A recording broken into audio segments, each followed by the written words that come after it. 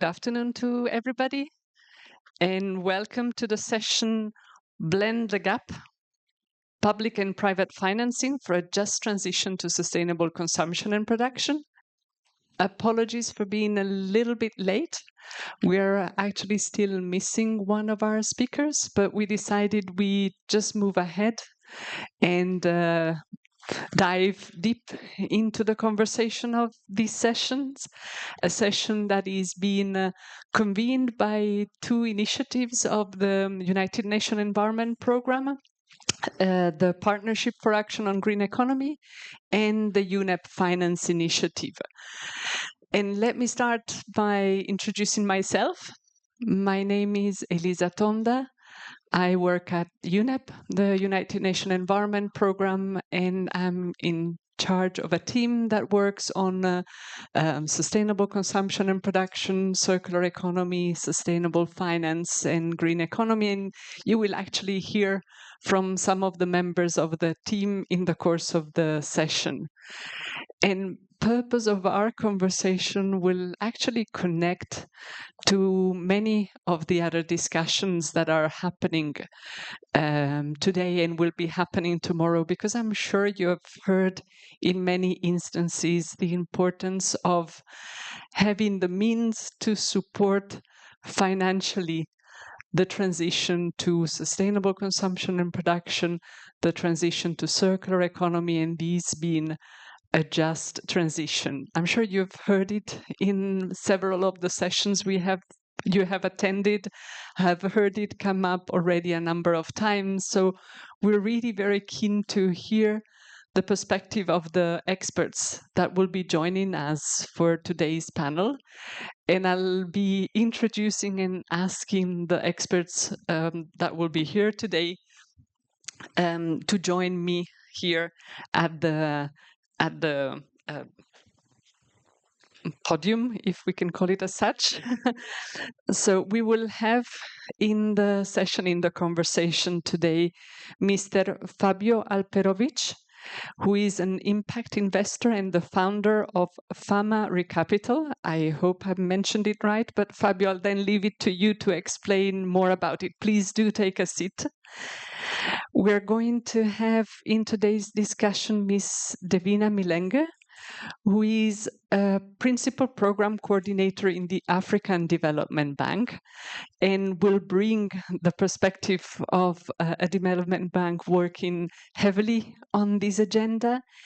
And we're going to have also with us today Ms. Beatriz Luz, who is the founder and CEO of Exchange for Change Brazil. Please join me here. I know we still are missing one of our panelists, but we'll make sure we'll bring her in the conversation as soon as she can be with us. And we're going to move immediately to the first and opening segment of our conversation, which is a little bit of a landscape overview of where we are today in terms of financing for sustainable consumption and production, financing for circular economy. We will have from the speakers very, very different perspective, very different viewpoints. And we will also explore as the conversation evolves how these are going to cut across. And I'm going to start by giving the floor to Fabio. Fabio, I'm trying to pass the microphone there and ask your perspective on what are the sustainable solutions of financing and financing for circular economy that you have seen. Fabio, you have a presentation? Okay, then we can leave it here. And what has been working well, and maybe what have been the obstacles or the challenges that you have experienced from your viewpoint? And Fabio, the floor is yours. And if you want to add anything to my introduction so that the participants know you best, please, I give you the floor.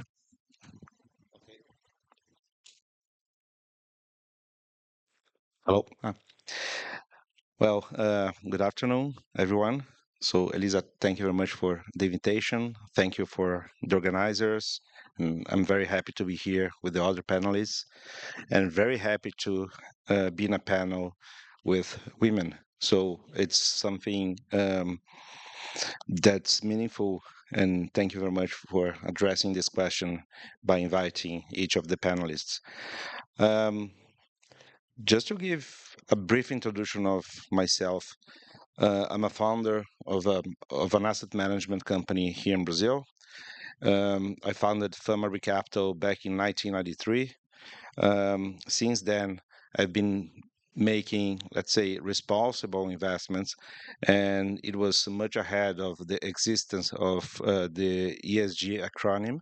So it was about uh, putting my personal values in the way we invest, and try to avoid investing in companies that were harmful to the society or to the planet. 5 years later, I realized that just avoiding harmful companies was not enough. And so we decided to engage with companies to improve their practices. And that's the story for 31 years. And right now we have different products. Ranging from basic ESG equity fund to a climate fund which does something very unique. So we invest in the most polluting companies in Latin America and try to decarbonize those companies from inside.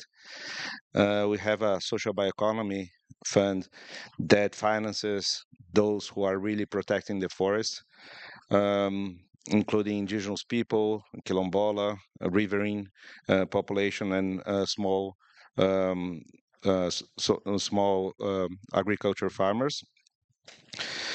Um, and we are about to launch other initiatives that are bringing not only financial return but also impact. So I'm very happy to be here to have this kind of high-level discussions about very important themes. And I'll start with a remark that we are at a point that we have to question the model we are living in. We are so focused on the short-term profits and consumption over consumption that the model is not longer working. We have to rethink the model before only rethinking practices. If we don't change the model, the planet and the people will not survive for a long time. Those quick gains that we are looking for are damaging the planet so bad, and producing inequalities of all sorts. And those inequalities will, it's a paradox, but those inequalities will harm the profits that people are seeking. So if we don't change the model, uh, other basic initiatives that look like wonderful, they will not last for a long time. If we need to change the model, and as a participant of the financial market should lead this transformation. So we should not be the followers, we should be the leaders. And if we want to think in a different way, we have to think differently about what value is, what risk is, and what is the right measure of success. Um, if we don't embrace a different mindset in which long-term social, environmental, and economical health altogether are the real goals to pursue, we will have a big problem ahead. So we have to ask ourselves what kind of future we would like to finance.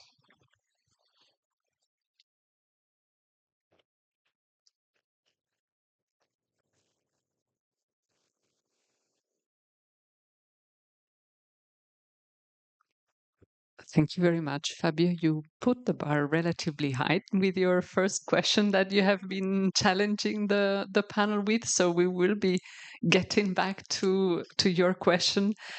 But let me move to Davina with a first question that will be an opportunity to introduce yourself. And Davina, there's something we're particularly interested with, which is the Africa Circular Economy Facility and how it has worked. It has supported in Africa transformation towards circularity, and maybe what has achieved so far and what have you learned from it.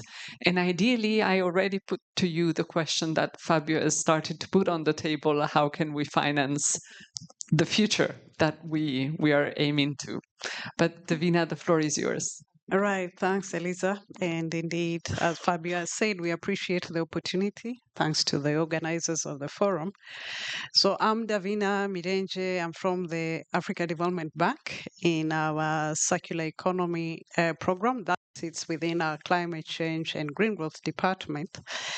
And maybe to give context before I get to the Africa Circular Economy Facility, just to give context on where we stand as climate finance, financing for development, just to show the glaring gap, because we are talking about the gap in this session.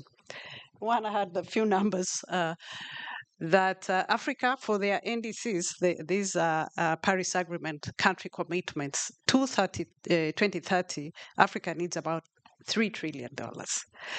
Africa's total GDP stands about $3.1 trillion.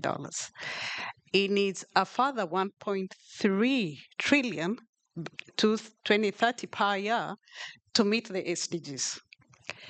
Now, when you look at the debt situation of the African countries, 24 countries are in debt distress. I think they pay about 74 billion or some figure there per year on debt servicing. Now, this is also the continent that has 30% of the global resources that are needed, global minerals that are needed for the transition. It is also the continent that has 65% of arable land. So in terms of the resource side, this continent is highly endowed. But these are ingredients, they're not the meal. And so the financing is that gap in the middle to get us to achieve what Africa has as a potential. Now, in terms of circularity, we have been doing circularity for decades, or even as a historical fact by our traditional means, and of course by our level of industrialization. Meaning that the stories around pollution and plastic waste, this is new to us. And what that means, we don't have the technologies to deal with them. And so there's a whole learning, a whole research and development that has to go into that for the markets that we have. And so there's a whole lot of shift in terms of discourse on what circular economy means to our markets and to the markets of the future. Understand that Africa is the continent that is going to have the biggest population. 70% of Africa's population will be urbanized by the time we get to 2050. Now, all these factors in a situation where you have very low levels of development, very low levels of industrialization, there's an opportunity, but there's also a challenge. So our earlier today we talked about the circularity protocol that aims to kind of give the right discourse around how to deal with circular issues. So back to the circular economy facility. When the bank was invited to the World Circular Economy Forum in 2019, we didn't have a circular economy program. And we financed water harvesting, we financed sustainable agriculture, we financed waste management, but they were not termed circular economy. And that's also an issue. When we went to Finland, came back, and there was already countries in Africa that were starting to create a coalition called Africa Circular Economy Alliance, but it didn't have a home. So we decided as a bank, we have the convening power. We can bring and house the alliance in the bank to create visibility for it, because oftentimes these initiatives are so small that unless you have a continental platform holding them up, there is an issue. So the alliance, the facility was created very simply on three things, because it's really a seed financing. We are in the first 3 years of the facility. One, to understand the business model for the small business SMEs, the small businesses, because that's where the jobs for youth are, because that is big on our agenda. Two, to understand how to finance those. We financed public sector, we finance big business. We don't, our core business is not to finance SMEs, but they are very critical for the scale and speed that we need to protect the planet. Three was that we needed policies. Governments or countries needed to have national circular economy plans or roadmaps. So we are funding 5 of them. To start to have a conversation around NDC, around circular economy that would then go into a national determined contributions. As you know, next year is another round that countries are expected to submit their indices. So the facility was to support countries with their policies, support the alliance, but also most importantly support SMEs on businesses through incubations. Thank you. Very long story.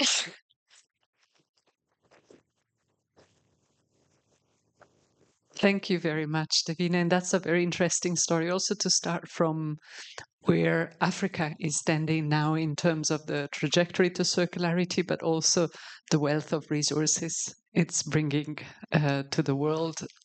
Very critical for the energy transition and the role that the continent is going to play. Beatrice, we're going to jump to another part of the world because you yourself have been working very closely with a number of my colleagues in the UNEP Finance Initiative in a project called Go for SDGs to really understand the opportunities that exist in Latin America and the Caribbean around circularity and the financing. So I'm going to leave you the floor to bring us to the perspective of what is happening in the region that is hosting and what have been the lessons that you have been distilling when developing the study. Thank you very much, Elisa. It's a great honor to be here listening to my colleagues. There are great examples demonstrating that it is possible to change. I think the main message that I wanted to start with, they have already pointed out, we are redesigning the system. The circular economy is not about solving the problem of waste. It's redesigning the system and avoiding the waste. So the first key message is that we need multi-stakeholder engagement and willingness to change. So we are living in a model that is the same since the Industrial Revolution, and now we realize that we have piles of waste and pollution, and we need to decouple growth from the extraction of natural resources. How do we do that? It's not just about circulating the end of the linear economy. It's about rethinking system. So I will bring into the perspective of this work that we've done. But first, just a little bit of an introduction about myself. I've been working with circular economy since 2015. I came across circular economy when I was in the plastic industry, and I saw the whole kind of discussion around the need of a new economy that is not just about new materials, new products, but it's about the whole ecosystem. I have the opportunity to do this work for UNEP Finance, which was about unlocking finance for circular economy in Latin America. And I will bring into the perspective the three main challenges and the three main opportunities. So the challenge, as they have already pointed out, circular economy finance demands a new mindset. So it's about different KPIs, it's about different value definition, and it's about expanded boundaries. And the most fascinating thing is that banks have the power to shift that by creating new incentives and phasing out non-circular products.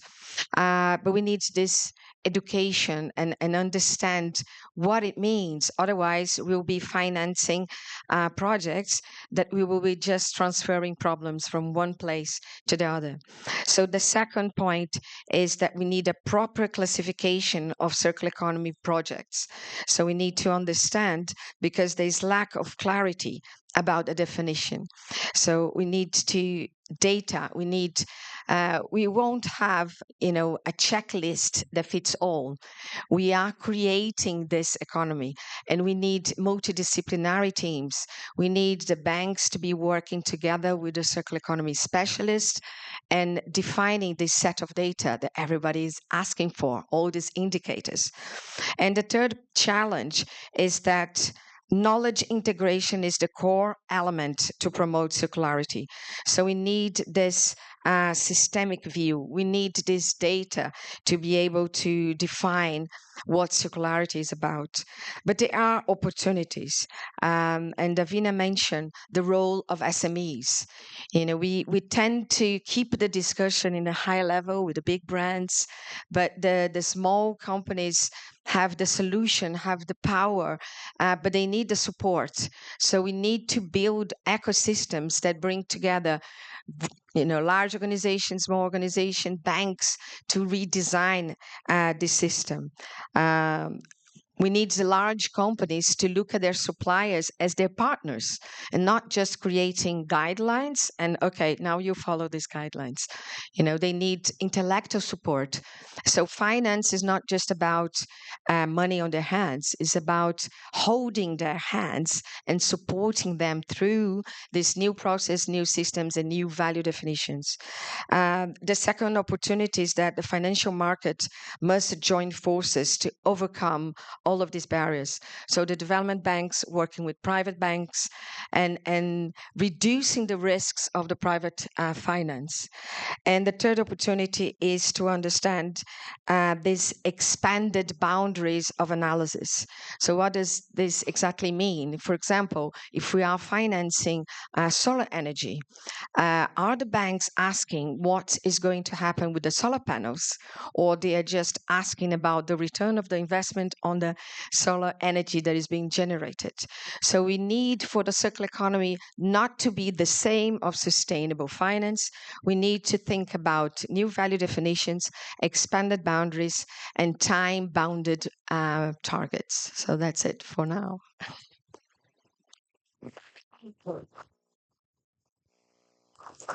Thank you very much, Beatrice. So we're going to have a bit of an interruption in our flow of the conversation because we're going to have a video coming on the screen, I believe, with one of our colleagues that is working specifically on public finance and the role that public finance could play into incentivizing private finance and private investment.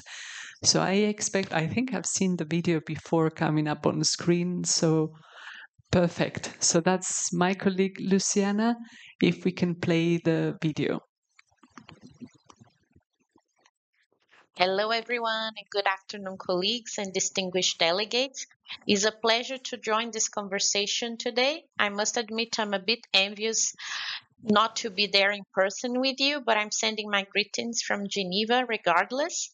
And I'm here to say that you all know that we have reached a very critical point globally where integrating circularity and sustainability into our financial strategies from the public and private sector is no longer optional. And the urgency of the action is very clear. Let me share some key numbers to set the stage because, as you know, at UNEP, we really do love doing a good gap analysis. So here you can see some data from our 2024 Global Resources Outlook that shows that global resource use has tripled over the past 50 years. And if you thought we're done consuming, you have to think again because it's actually projected to rise by 60% by 2060. And that's a lot of stuff basically to worry about. On another gap analysis report from our State of Financing for Nature report, we see that public and private finance for nature-based solutions has reached about 200 billion in 2022. That sounds quite impressive, right? But 82% of that came only from public finance. And what is the issue about these numbers? We're covering only 1/3 of the investments needed each year to meet the climate biodiversity and land targets by 2030 that countries have committed to. So to sum up all this data here, we are currently under budgeting, basically. And last but not least, I cannot forget about our other famous report on climate financing. On adaptation financing, the gap has really balanced to between 194 billion and 366 billion a year. And that's 10 to 18 times the current flow of public finance towards the same end.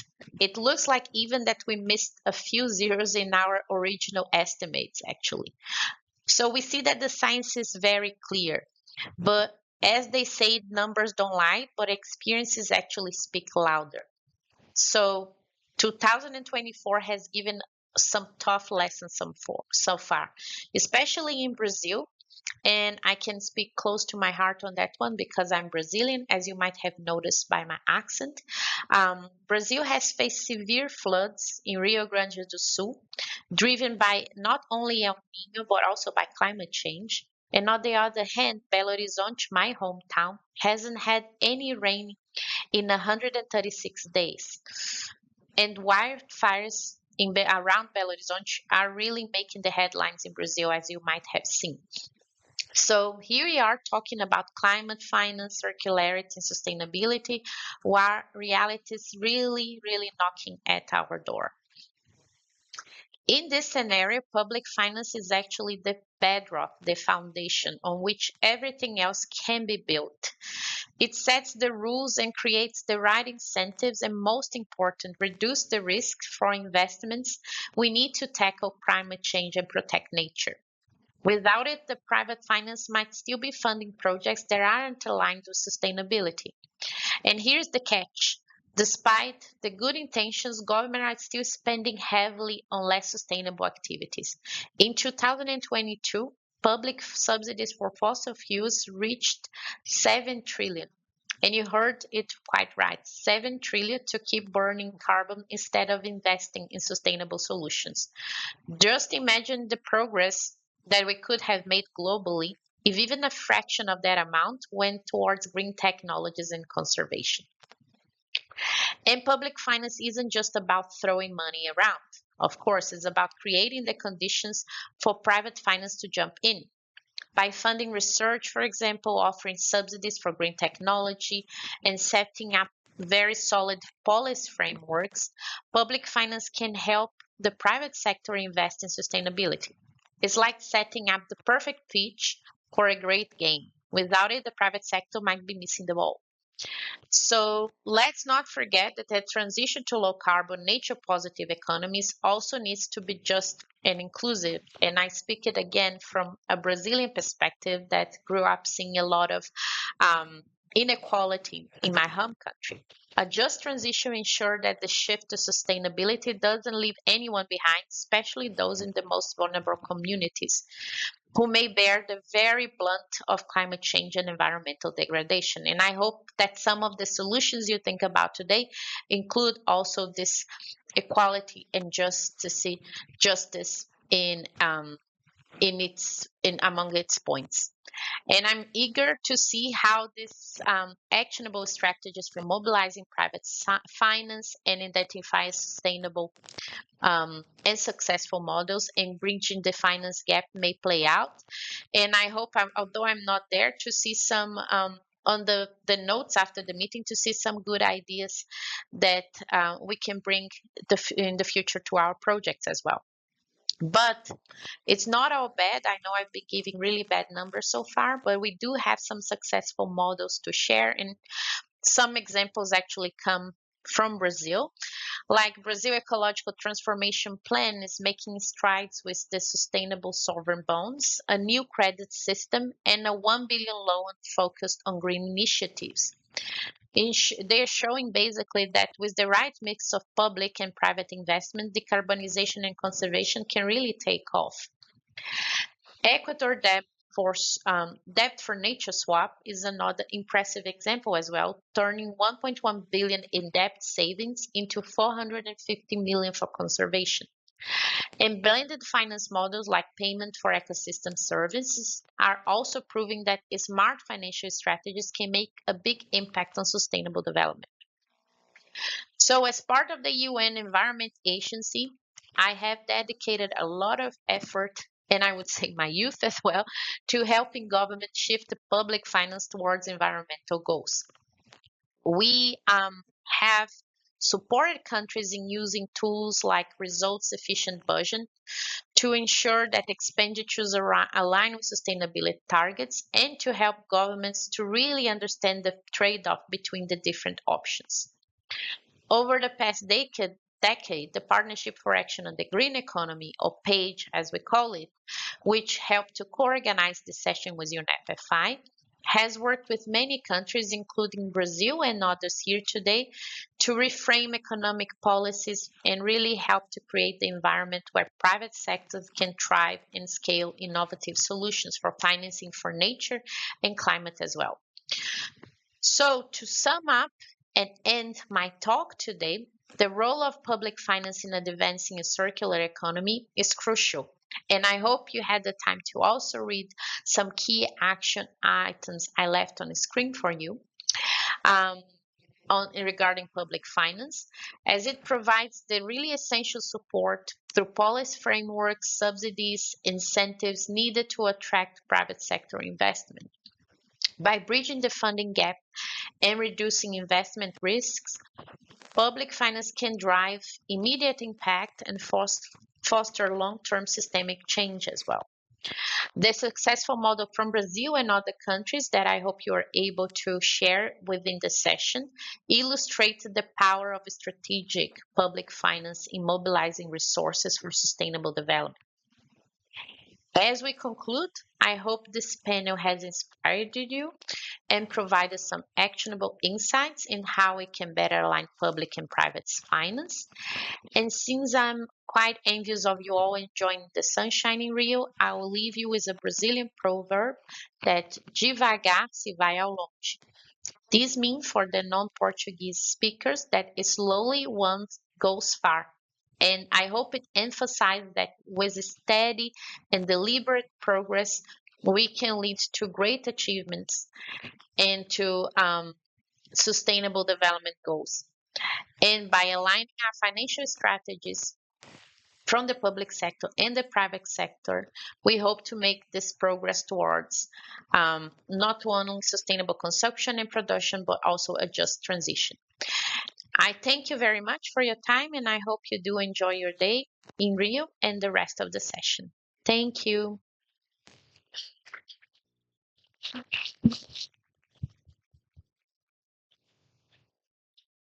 Thank you very much to my colleague Luciana for bringing in some very, very interesting elements that will help us to shift in the second part of our conversation.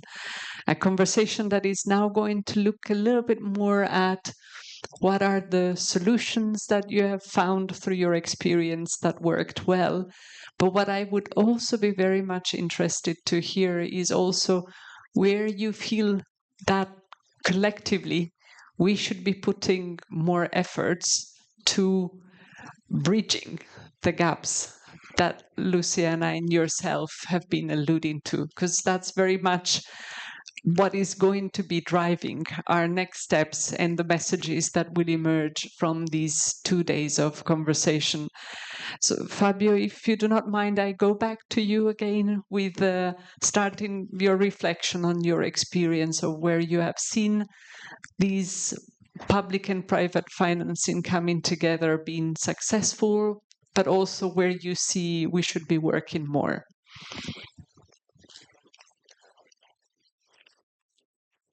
The microphone.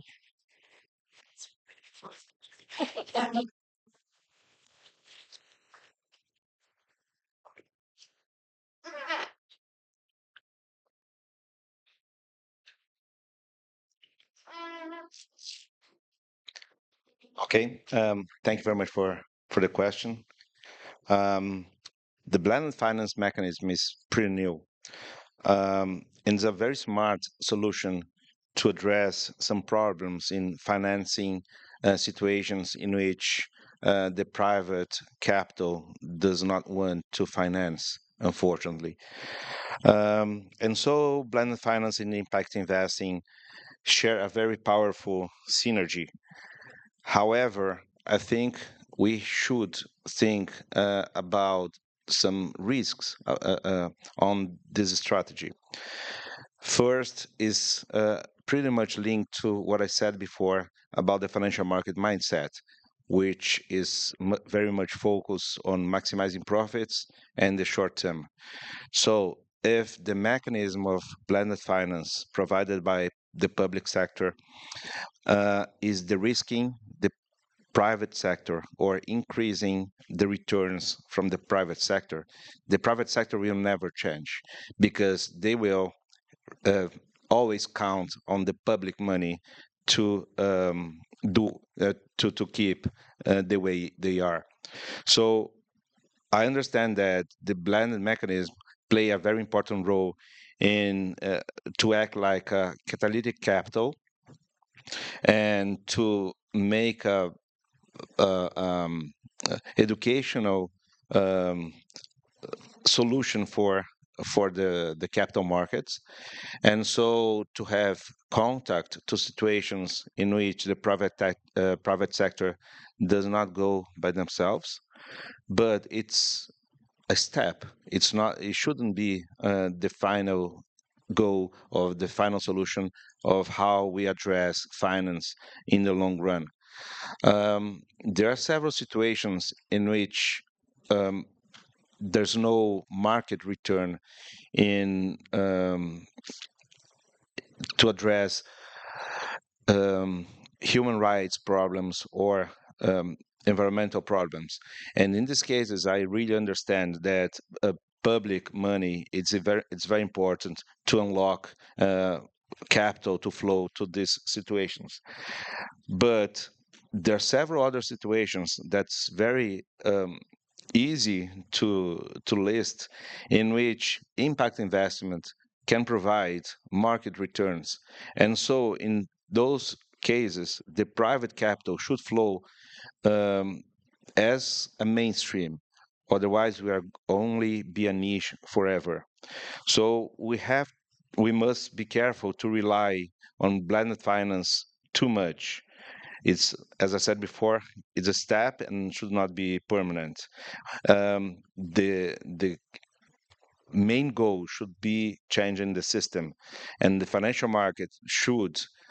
And it's very smart and very nimble, so the financial market should provide their own solutions to address problems. And we have to bear in mind that if we don't put in the calculation natural capital, for example, or the exhaustion of human rights, all the accounting of profit is wrong. So we are the economy is based on growth, and the planet is limited, has limited resources. So the equation is impossible. So of course we're talking here about circularity, and the basis behind circularity is exactly that we don't have infinite planet. And so the financial market should understand the limits of the planet and adopt more circular mindset, including to make investments. Fabio, thank you very much. And please, one of the point, and I'll leave some time to reflect on that, but one of the point I would also want to come in the next session when we will have also a little bit more of a conversation with the participants in this session is that you help us dissect what it entails changing mindset and maybe thinking through what is the role that different group of participants that are here in the room could play going forward. But I'll park the question when we come to the discussion. Davina, I'm going to move to you with a very, very similar objective of helping us get a sense of where is the trajectory, what worked well in your experience on circular economy, on other aspects where you have seen public and private finance coming together, but also helping us see where you see this community can help unlock certain situations. And let me just give 1 second to welcome our next speaker, Christina. It's a huge honor that you are joining us for the panel. I'll let you settle with Davina taking a question, and then I'll be coming to you. Thank you very much. Davina, please. Right.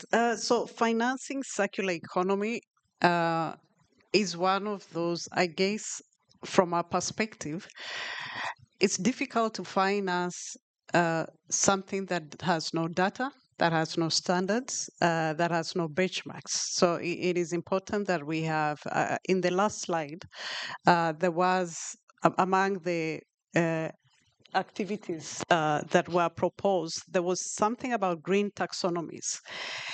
I highly recommend that, being in the business of having conversations almost on a regular basis of businesses that reach out to us, and oftentimes it's like we can't finance you because we really cannot see the opportunity from the lens we are in. Now, why is that? It is because we don't have the taxonomy, so we can't really sift out the value of what they bring to us. And so that is extremely frustrating from where we sit and from, of course, the client, which is the business owners. Mostly the small business owners, but that is not restricted to them. So it's very, very important that we have the right taxonomies to determine the value and the impact, because ultimately we push our public resources, so there's accountability to that as well. So it's important that we have the benchmarks to determine that we deliver value out of the resources that we put through. But I think as we have this conversation, what has worked? What has worked is where we have collisions, where we have partnerships. Because even before the taxonomies come, there's this value in peer learning. And so when we didn't create it, when we hosted the Africa Circular Economy Alliance, the value was to create visibility or even de-risk fear around how to engage in circular economy. And the back of that fear was banning plastic pollution. So most countries will be very wary of this. One, because they're still behind there. I have my lunch in a plastic bag because the service provider, the small business there, that's the only way. So every other time he says ban plastic, he's like, you're killing my business. We need to have to find a way that his fears, the next neighbor who's doing something about a recycled plastic, and the other startups. So the whole value chain has to find space where the safe conversation on these issues. Unfortunately, these become very politicized and oftentimes in conferences. So everybody hides behind their flags and this speaks as per what they see. But if we could create collisions early on, I believe we can overcome that. And when there is consensus, finance will flow. I believe that from where we sit. Thanks. Thank you very much, Davina, for becoming really very, very concrete and giving us homework that we can do jointly with you in taking this conversation forward. But allow me to introduce Dr. Cristina Reis, who is the Subsecretary of Sustainable Finance in the Ministry of Finance here in Brazil, who is doing an impressive work of bringing the conversation on finance and circular economy together here in the country. Cristina, I'm going to hand you the microphone to share a little bit of your experience with the participants in the session. Right. Thank you very much. First of all, I apologize that I'm so late. There was a miscommunication and I was in the other museum waiting for this session. So, hello, the panelists. It's a pleasure to be here. I thank for the invitation. So, at the Ministry of Finance, we've been building the ecological transformation plan, which is a plan to bring coherence for the financial, regulatory, tax, and fiscal policies provided by the Ministry of Finance to the other plans and programs of the government. And so the idea is to, the three main objectives are generating decent jobs and increasing the productivity, promoting environmental and climate justice, and reducing inequalities. We might be acknowledged that in Brazil there are many kinds of inequalities. They are huge. They are not only personal or functional kinds of inequalities, but they are between people, between genders, between ethnical and racial groups, between territories, between the urban and the rural landscape and the regions of the country, which is super big. So the idea we looked at the challenge of decarbonizing the whole economy, and we split it the actions into 6 dimensions or axes, which are sustainable finance, circular economy. So circular economy is a pillar itself of the plan, bioeconomy and agricultural systems, energy transition, new infrastructure for adaptation, and technology density. And then inside each one of those pillars, there are many initiatives. I will mention some, such as the regulation of carbon markets, the development of the sustainable taxonomy, and this is something that we are trying to innovate in Brazil. It's not only green taxonomy, but a sustainable one with social commitments. And I must thank UNEP and the German cooperation for bringing technical support to this initiative. Other instruments I can mention are the sovereign sustainable bonds, which are providing resources for the climate fund, Fundo Clima, and that has boosted the investment for decarbonizing some industrial and forest sectors. And in circular economy, the government is now building the national strategy. I don't know, maybe Bia has mentioned it already. Sorry, I missed your speech. And the national strategy is led by the Ministry of Industrial Development and Trade and the Ministry of Environment. And the Ministry of Finance is supporting the initiative. And we are precisely trying to develop the financial instruments to develop the circular economy. And this is always a challenge because we still need to better understand how to fine-tune these financial policies. Although there is a understand what circular economy is, we know that it's not only about recycling or the last moments after consumption. It's about all the productive manufacturing or in productive processes of all activities. It's another way of doing things. And so we are now building this strategy and collaborating to find those specific instruments. And there is a law that is being discussed in the Congress about it as well. So we need the regulation to be able to provide the tools. So this is the landscape, but I'm here to answer the next questions and participate on the debate. Thank you. Thank you. Thank you very much. Thank you. I'm going to jump back to Beatrice so that I give a moment of rest again. And again, with a similar perspective of looking forward, looking what are the challenges, what we have learned from what worked well, but also giving us a little bit of a homework of the areas where we should be focusing our efforts. Well, thank you. This is a very exciting time in Brazil right now. I think you may not realize how far we've gone. So it's really amazing to see different ministers in Brazil working together.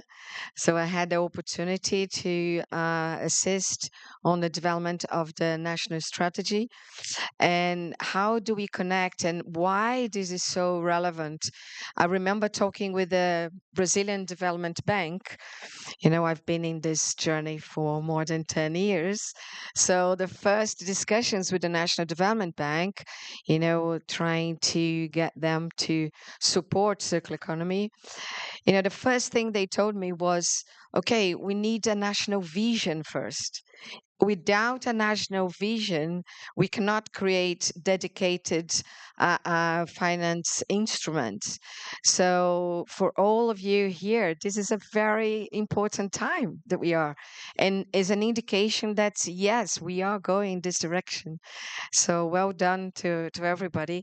So, I'll try to bring some kind of hands-on examples because all the recommendations that I have here, Davina has already mentioned, and Fabio, it is about this work we demonstrated that we need a new framework, and this new framework is about new rules, new indicators, new boundaries of analysis, and new questions. There's no checklist for the banks, and the banks are very much concerned about, okay, how am I going to fund this? So taxonomy is a big thing, but how do we define something that we are still learning, as we are developing new products and services? So the first key message is that we need to bring all these stakeholders together and go straight into pilot projects. How do we also fund pilot projects? Davina mentioned about the small companies. So, let's learn, let's develop these indicators, and let's get the big companies and the small companies to go on the ground and develop these pilots and create this data that everybody wants. So not just sit behind the table trying to define what it means. Let's go on and do it. So that's my first kind of recommendation. And there is a great opportunity because the ones that are there leading the way and developing the data, they will move forward. For example, a lot of companies, and this happens in net zero, we are all setting net zero targets. But what about the how? How we are going to achieve these targets? Davina mentioned about coalitions, getting the companies and the government together. I will go further. The banks must get the circular experts on board because it's new rules of the game. So we need to sit down in multidisciplinary teams and create these definitions together. Otherwise, we are very limited in our analysis. So we need new questions. And there's a good example of Bancolombia that has developed a partnership with the Ellen MacArthur Foundations. And then together they designed, new guidelines and tools. So we see companies, for example, setting up recycled content. Okay, we're gonna be 25% recycled content in my packaging, but then we have a Brazilian Circular Economy Hub. It's a coalition with multi-sectors and multi-companies, and then we start, understanding why they set the target, but they cannot make that target because they say, oh, there isn't this material in the market. Well, there is. We know that there are SMEs and good recyclers, although but not on the price that we are willing to pay.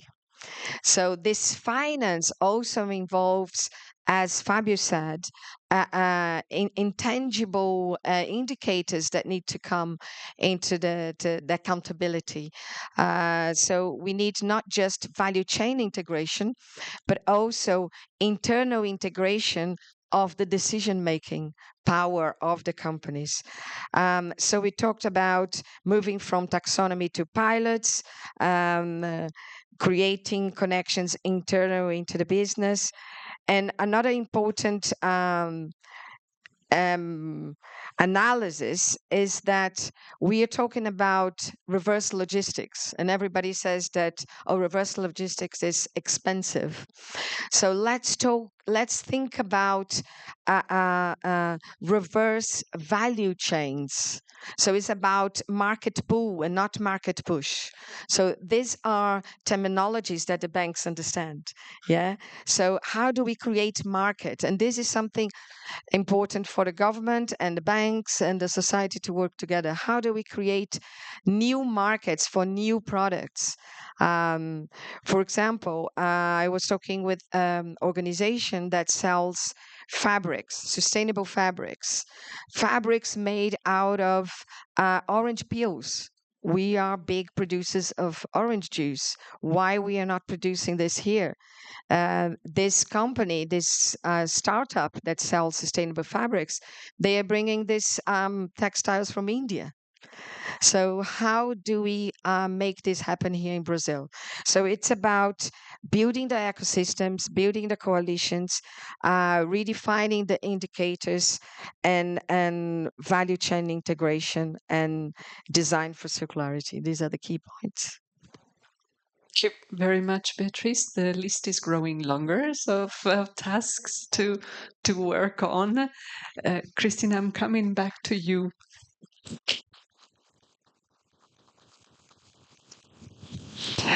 Maybe going one layer deeper in granularity in getting to discover more your experience of having public finance instrument that support sustainable consumption and production, circular economy, where you have seen these have been successful. And if you also want to add to the list of areas or issues where you feel that this community should be working more to help you advance in your agendas.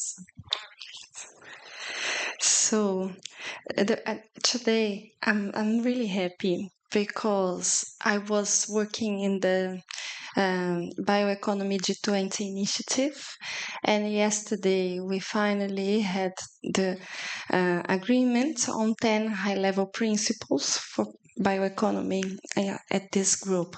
It was a journey that began last year at the G20 because the G20 was not leading with bioeconomy concepts.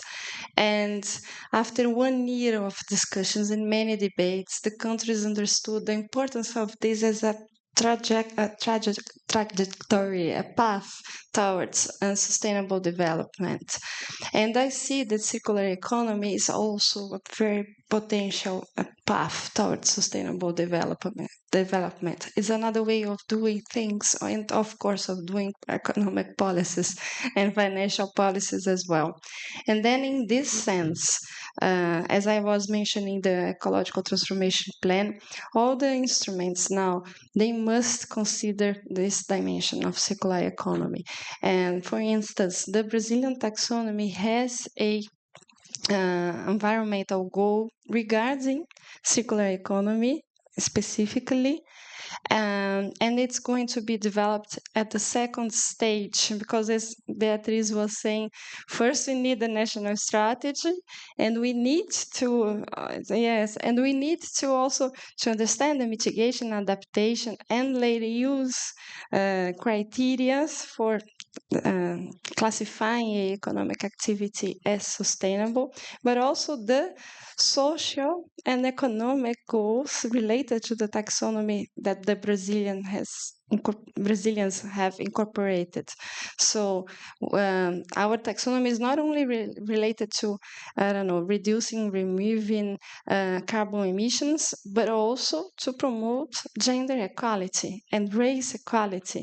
And we want it to be done as well in the activities that are promoting circular economy. So we still have also this challenge of defining the criteria, having a good data source and a clear data and information agenda. And so I fully agree that we need to connect and to improve this network, or enlarge, better saying, this network that is studying, researching, analyzing circular economies to inform and to better design the economic policies, and also to better evaluate and monitor, because we need it since the beginning. We know that the right way to build or to develop a public policy is with transparency and participation, and it's not easy to produce those kind of policies. And this is always, to be honest, my fear. We need the communities to participate on this process. So that's why the taxonomy now, for instance, has 200 members. It has a participative committee. We are organizing workshops and many dialogues. And it's a tough process, but it's also beautiful, because that's the when you bring plurality and you hear the others, then you really learn, right? So I think that this is an example of a policy that is being built in this way, and I hope that the national strategy and plan of circular economy follows the same shape, let's say. Thank you very much, Christina, for sharing this example. And I start alerting the participants that we may have few minutes towards the end of the session for questions. So please get ready. But in between, I'm going to give the floor to another of my colleagues, Joanna Pedro from the UNEP Finance Initiative, who is also going to come in with a little bit of perspective of the work of the UNEP Finance Initiative on just transition finance, and specifically pathways for banking and insurance. Joanna, the floor is yours. Thank you. Thank you, Elisa, and thank you. It's so good to be in a panel. So UNEP FI, it's the financial initiative of UNEP, and we work with private financial institutions to try and bring together the sustainability agenda. So we do believe that this, as it was said so many times today already, we do believe that this is urgent and we need to all work together. So we need the private sector, we need the public sector. So this is also a way to work with the financial institutions in the private sector. And I actually work on social and human rights, and it's great to be in a panel where I don't need to explain why social and human rights is also relevant in the environmental agenda. And it's great to be in a conference in a forum that's from the start, the logic of it. So I'll do just a small presentation that will be based on a report that we did last year with the International Labour Organization. You have the QR code if you want. But just to say that this was co-worked together with private sector, banks and insurance, but also human rights associations, civil society associations, academia, with this idea of co-creating, of working together, and of getting solutions that we can do together. So on this report, we used the definition of just transition that is defined by the International Labour Organization. I'm just going to repeat it. I think a lot of us know, but just to so it's about promoting environmental sustainable economies and practice that create decent jobs, that create opportunities, that reduce inequality, and that leave no one behind. So this is about maximizing what are the opportunities. So looking at what we are financing and what we are doing, and see what are the opportunities, how can we maximize them, and how can we look at the risks. In the report, we did look mostly at climate action, so just transition on climate action, but of course this goes beyond climate action. And I think one thing that is important, when we speak about when we put the just transition, we often hear that that's going to stop the transition that we need. We often actually hear it as an excuse on not to do the transition, because it seems like if we put if we worry about people, we cannot worry about climate, or if we worry about nature and vice versa. And what we really try to put forward is that we cannot do one without the other. We need people to come along in the journey. We need to work together if we really want a transition to happen. So we really try to push for this. The transition needs to be just in order to happen. And this to say what I already mentioned, that we need all together in this transition. We need the public sector, the private sector, regulations, taxonomies, but also we need to be mindful that there will not be a silver bullet that will come and will have a solution for everything. So we need to take into consideration who is being affected, where are we working on, and what are the sectors that we are working on. And transitions will look different in sectors that are high emitting, or in sectors like solar that was mentioned here, or so each sector will have their own ways of working.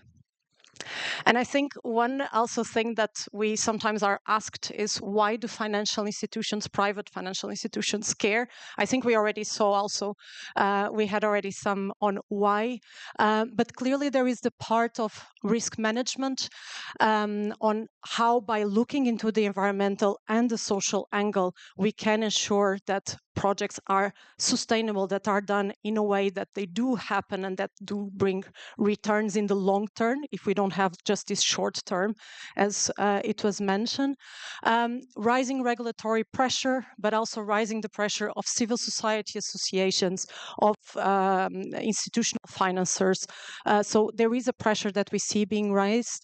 And then there is, of course, also the part of business opportunity, which is often the part that is more liked, but it's also a real part when we look at new forms that of technology that are not yet being financed, or when we looked at underserved market and people that don't have yet access to finance. So some issues there, but so the way that financial institutions can support the transition and can support it in a way that is just is, of course, in terms of financing and insurance activities that are aligned with a just transition, incentivizing positive change. We spoke here about walking with the clients and not only telling them what to do, but actually walking with them and explaining, improving financial inclusion and the protection gap, especially on communities that are being affected by the transition, by climate risks, and improving the society readiness also for climate and transition-induced risks. And the way financial institutions can do this, it's two ways mostly. One is on their internal operations process. So how do they do, for instance, complying with social safeguards and performance standards? How we have examples of banks, for instance, that are hiring human rights specialists to start doing human rights due diligence when they are financing their projects. And we gave these examples. Other thing is on project offering. In the conference, in the session on women empowerment, we heard about the need, for instance, for indigenous women to be active on the actions, not being seen as only receiving, but also being active on actions.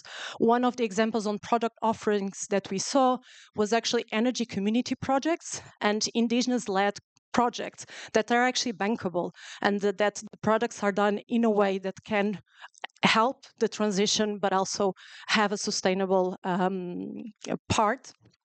We also have an example actually from Brazil with the Banco Família in the south of Brazil, which is a microfinance institution, and how they are actually bringing for clients that they were already working on financial health and inclusion, how they are bringing climate and ways of consumption to so that they can make better use of the finance also that they are getting. And then the point that was just mentioned now on this having to rely on social dialogue and stakeholder engagement. It is more difficult, but it does make more sustainable and lasting solutions. I'm not going to go into the detail here, but I just wanted to say that if you do see the report, we try to put a lot of practical things, because one of the things also that we wanted to push forward is this need of integration. So this is how the report is structured, is on that diamond there, but this is actually how climate transition plans are structured. So this importance of structuring the things in a way that financial institutions are already doing. Most financial institutions are starting to do transition plans for climate. So if we want to introduce also these other considerations, let's also work in ways that can be combined. And so here just an example again on transition plans, where we have one of the financial institutions that when they look at their clients and how their clients are transition away, in this case of on climate transition, they actually ask their clients, who are going to be affected by these plans that you are putting in place? Who are the stakeholders being affected? What are the mitigation measures that are being put in place for these people? And how were these people consulted? So again, on working with the clients and not just leaving for the client a to-do list. And the importance of circular economy when we think also about the just transition. So beyond the part of financing this kind of models, on capital investment in this kind of models, I just wanted to also highlight the importance of the insurance sector, particularly in facilitating this business that can work in terms of circular sharing economy. Here is an example from a company in Switzerland, but there's several examples. It's an example of a company that rents furniture so that people, instead of buying new furniture, can rent furniture, and the need to actually have an insurance that will support in case there is a damage for this furniture. This is a new type of product that we need the financial sector to help with, namely the private sector, so that these models can move forward. And finally, almost ending, just to say, we also worked gave some input papers to the G20, and I think all the things that are here are exactly things that were already said in the panel, so we're not going to repeat.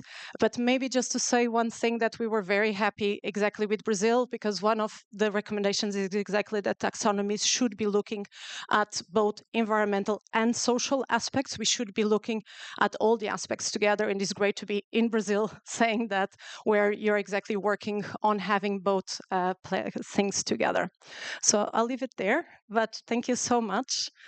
And sorry, I just wanted just one last point to say that in the next step, we're actually going to pilot. We're speaking about the importance of pilot with some of financial institutions, these recommendations. And we are going to do a study on just transition in the Latin American region. So if there are people interested in just transition on the Latin American region with financial institutions, I'll be very happy also to speak a bit about it later. Thank you very much. Thank you, Joanna, for the presentation and for giving insight on the report. I'm starting to look around to see whether there's any question for our experts. Don't be shy. So I'm going to come with the microphone myself, and I'm going to ask to briefly introduce yourself and indicate for whom the question is. Hello, everyone. Sorry. I'm Luis. I am a business student at University of São Paulo. My question is specific for Fabio and also for, sorry, for Beatriz. I forgot. Both of you talk about intrinsical and things who involves the price, and most of this is like externalities. And I think everyone here agree about the current situation is not a level play field for circular business with linear business and linear products. And my point of view, externalities can be a specific role in this level playing, but how we do that? And do you think if we, like in Brazil, from the private sector or the public sector, externalities can be absorbed to linear products, or we have to provide green benefits to circular products? How is the best strategy? Thank you. Fabio, would you want to come in? And then Beatrice? And I'm looking whether there are other questions meanwhile. Luis, right? Thank you very much for the question and to be the first one, so you incentivize others to put more questions. I think it's a very good question because someone who has to pay the price. So we are in a transition, and some of them are afraid of this transition because they don't want to be in the vanguard and to be the first one, because the first mover perhaps will pay this price. On the other hand, to be the first mover will bring a lot of attention and brand equity and so on and so forth. So we have to understand the situation not as a picture but as a film. So there's a new generation coming, and perhaps within 10 years or 15 years they will have not only the power of consumption, but also they will be decision makers in companies, in banks, and in the government, and so on and so forth. So things will eventually change because the consumer behavior will eventually change, and so companies should be smart enough.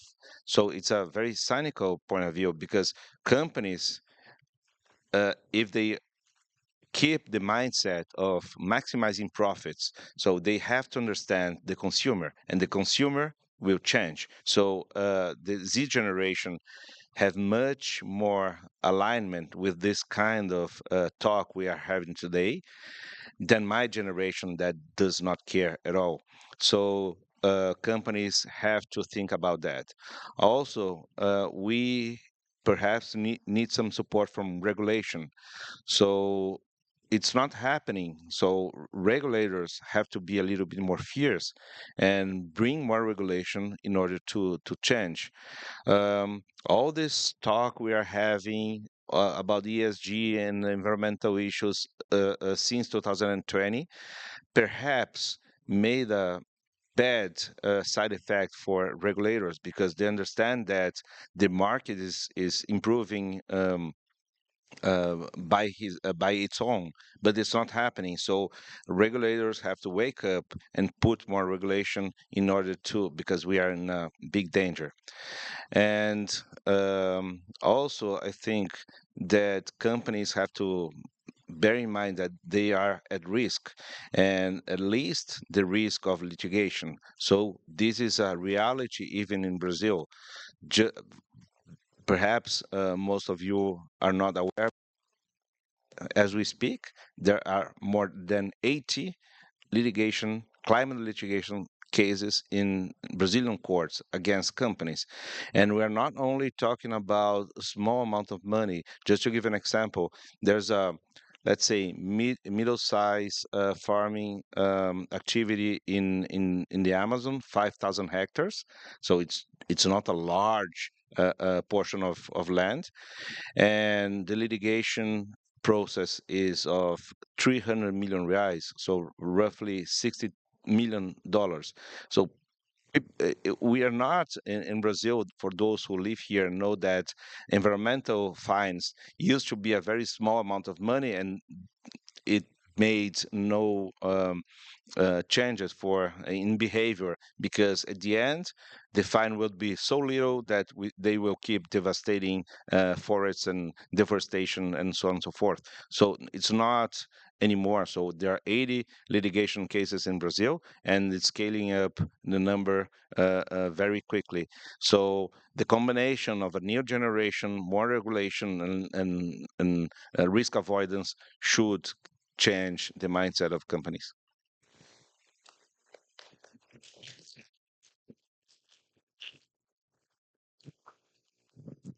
Well, just to follow up on that, there are three main motivators for circular economy. One is mission, the other one is risk, the other one is opportunity. That serves for a lot of things, but which one would you like to pick first? So, do you like to wait for the regulation to come and then having to work on the risk? Or do you want to see this as an opportunity? I will also mention the last point of the work that Joanna mentioned: partner, collaborate, build capacity. So, my view is that no company will do it alone because it will be more expensive. We need to learn how to collaborate, build coalitions. And coalitions, they are not only business led, but also coalitions that we can learn to work together with the government. So the companies will help the government to define what are the best policies and create incentives and not compliances. Uh, so I think this is the point in time that we really need to go hands on and redevelop everything. There is a study called Circularity Gap Report. I think it was mentioned on the global protocol discussion. Um, this study calculated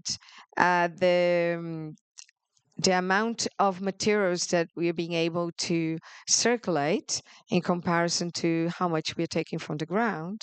And in 2018, this number was 9%. And we also saw Luciana talking about the Global Resources Outlook. Do you know what's the number of the circularity gap now, at this point in time, 5-6 years later? Do you think that is more or less? And it's 7.2% now, the gap. So we are reducing the circularity fraction. And this is because this doesn't mean that we are not working on the circularity business models and reusing and repairing.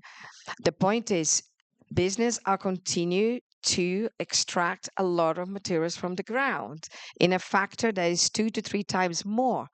So that's why it's so important to take action now, work together. So no company will do it alone. We need coalitions. We need independent what we call transition brokers.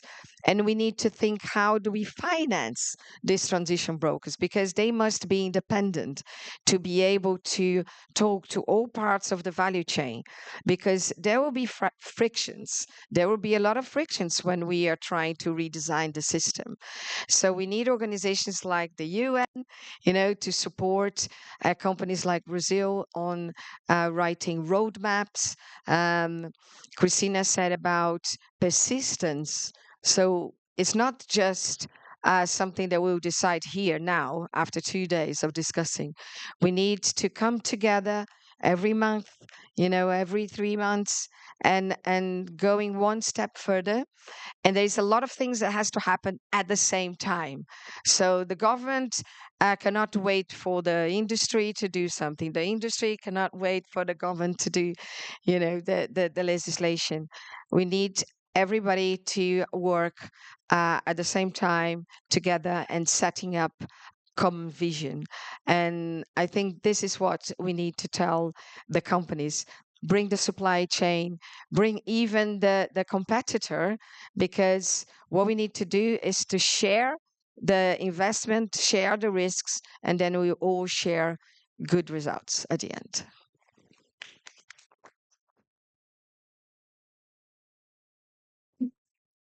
Well, good afternoon. My name is Flavia Teixeira. I work for a private company in Brazil in the electric sector, generating only renewable energy. And my question is to Cristina, and maybe if you can bring other example in other countries, well, it would be useful. Well, Cristina, we have many construction sites where we've been trying to develop circularity and make better use from our scrap from construction sites. But we face an obstacle that it's intransponable. That is the state tax, the circulation tax that we need to pay once you have a residue, and it will be a sub-product for another sector. If we have to pay like 17, 19% of a value of a price that must be given for this, it's something that we really cannot develop. We are talking about tons of scraps, and it's something that we don't know how to face. I would like to know if you have it mapped, or if you have seen this situation in other countries or other reality. How can we address these difficulties? Thank you, Flavia. Thank you for the question. I have heard this critique many times. To be very honest, I'm not on this area. I'm not at Receita, or I'm not in the fiscal policies areas. But I can say, sorry, now it's better. As far as I know, the tax reform is trying to correct this mistake, and I don't know how much it evolved, but there is this concern, and this I can promise. But I can't tell you more than that. I'm sorry.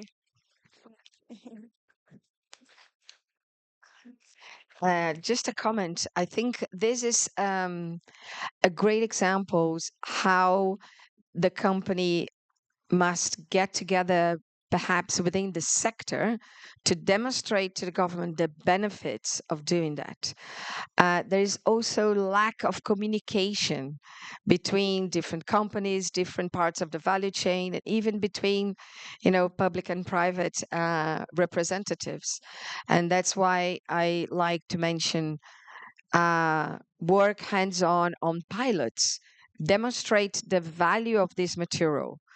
Oh, but there's not incentive now at the moment. Okay, go there, apply the material, demonstrate in one project that you are creating a low carbon solution that is good for the business, that is good for the country, for our net zero targets. And then it's much easier to go to the government with something that is already working, and you just need to do the differentiate the tax system or incentive to scale up.